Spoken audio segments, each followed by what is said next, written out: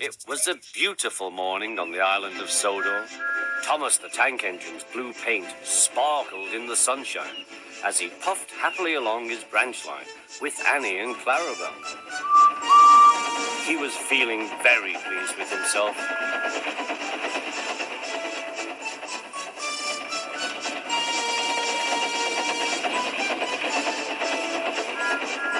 "Hello, Thomas," whistled Percy. "You look splendid."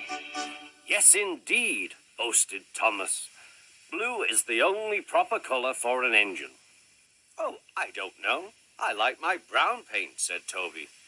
"I've always been green. I wouldn't want to be any other color either," added Percy. Well, anyway, huffed Thomas, "blue is the only color for a really useful engine. Everyone knows that."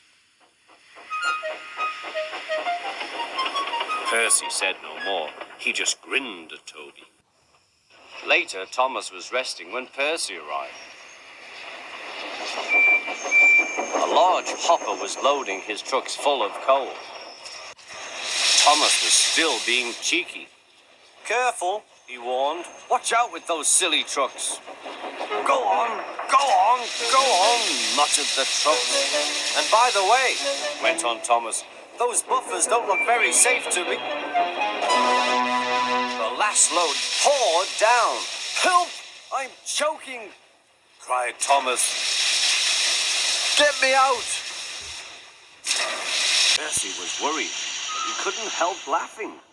Thomas's smart blue paint was covered in coal dust from smoke box to bunker. "Ha ha," chuckled Percy. "You don't look really useful now, Thomas. You look really disgraceful." "I'm not disgraceful," choked Thomas. "You did that on purpose. Get me out."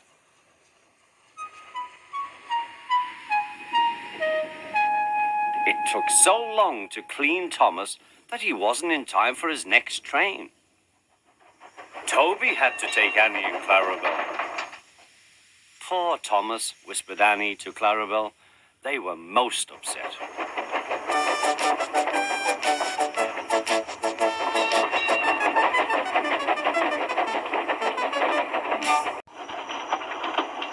Thomas was grumpy in the shed that night.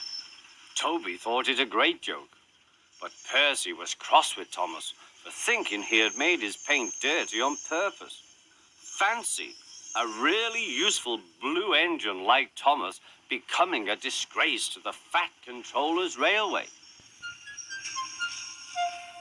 Next day, Thomas was feeling more cheerful as he watched Percy bring his trucks from the junction. The trucks were heavy and Percy was tired.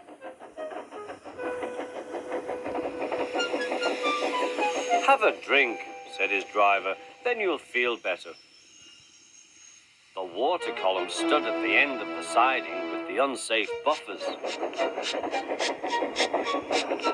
Suddenly, Percy found that he couldn't stop. The buffers didn't stop him either. "Oh!" wailed Percy. "Help!" The buffers were broken and Percy was wheel-deep in coal.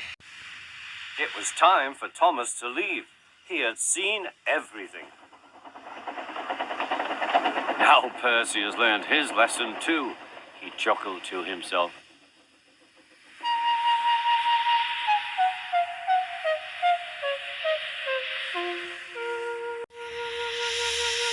That night, the two engines made up their quarrel. "I didn't cause your accident on purpose, Thomas," whispered Percy. "You do know that, don't you?"